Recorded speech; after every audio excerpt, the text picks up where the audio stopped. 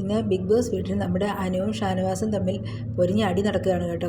കാരണം വേറൊന്നുമല്ല, ഇന്ന് ബിഗ് ബോസ് അവർക്ക് കഴിക്കുവാനായിട്ട് ആപ്പിൾ കൊടുത്തിട്ടുണ്ടായിരുന്നു. അപ്പോൾ ഷാനവാസ് പറഞ്ഞ് എല്ലാവർക്കും ഒരുമിച്ച് കൊടുക്കാമെന്നും പറഞ്ഞ് ഉച്ചയ്ക്ക് ഫുഡ് കഴിച്ചതിന് ശേഷം ഒരുമിച്ച് കഴിക്കാം എന്നും പറഞ്ഞ് കൊണ്ടുവന്ന് കിച്ചണിൽ കൊണ്ടുവയ്ക്കുകയാണ്.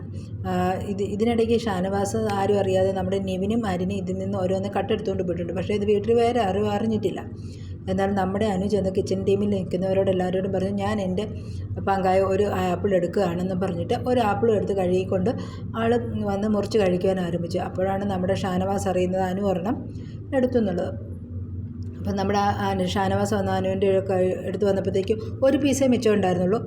ഷാനവാസ് എന്ത് ചെയ്തെന്ന് വെച്ച് കഴിഞ്ഞാൽ ഒരു പീസ് അങ്ങ് മേടിച്ച് കൈ പിടിച്ചു. എന്നിട്ട് അനുവിനോട് ചോദിച്ചു, നീ ചെയ്തത് ശരിയാണോ?